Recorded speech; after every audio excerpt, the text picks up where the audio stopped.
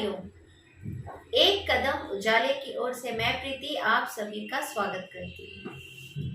अधिकतर महान लोगों ने अपने जीवन की बड़ी सफलता कई सारी असफलताओं का सामना करने के बाद प्राप्त करी, लेकिन कुछ लोग तो ऐसे होते हैं जो दो एक असफलताओं से ही घबरा जाते हैं और निराश हो जाते हैं। ऐसा ही कुछ राम सिंह के संग हुआ आज की कहानी में। तो चलिए शुरू करते हैं आज की कहानी। राम सिंह ने एक बिजनेस स्टार्ट किया और 5-6 महीने में उसे बड़ा घाटा हुआ, तो उसको बिजनेस बंद करना पड़ा। अब राम सिंह हताश रहने लगा। कुछ महीने बीत गए, लेकिन उसने कोई काम शुरू नहीं किया। धीरे धीरे परेशानियां बढ़ने लगी और उसके परेशानी की खबर उसके एक प्रोफेसर को लगी।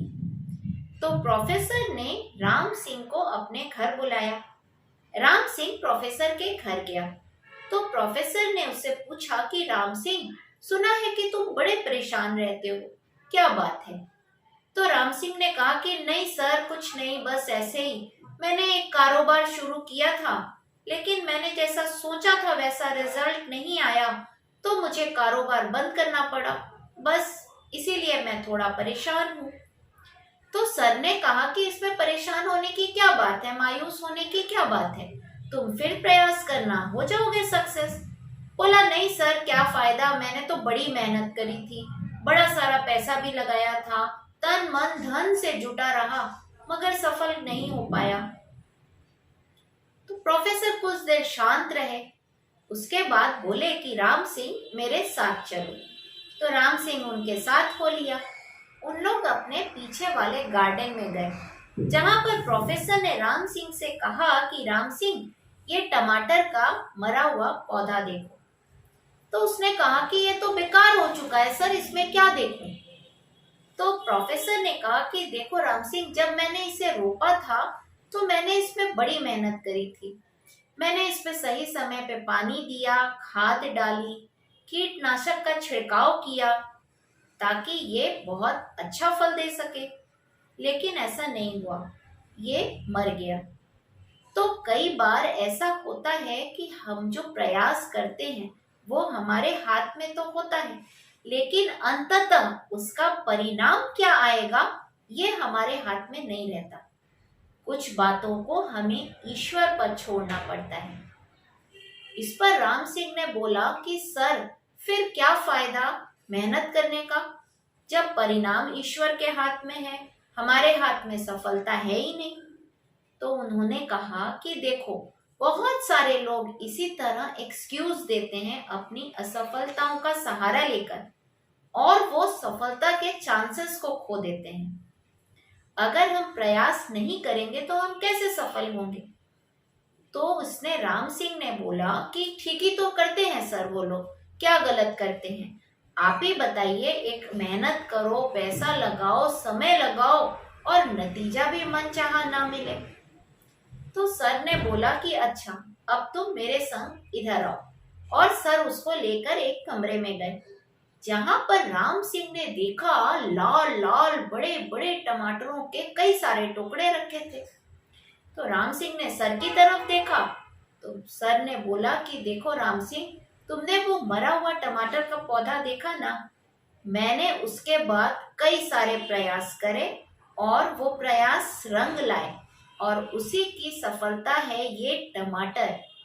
तो ये कुछ नहीं समझा, तो फिर उन्होंने और स्पष्ट रूप से बताया कि देखो राम सिंह, जब मैंने लगातार प्रयास किया तो अंततः टमाटर के पेड़ सही सलामत रहे और उसमें बहुत अच्छे बड़े क्वालिटी के लाल लाल टमाटर उगे। मैं सफल हुआ।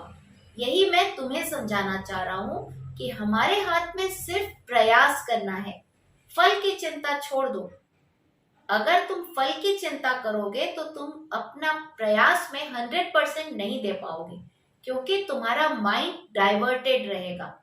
लेकिन अगर तुम सिर्फ प्रयास पर फोकस करोगे तो तुम अपना 100% दोगे, और निरंतर प्रयास करने वाले को सफलता अवश्य मिलती है।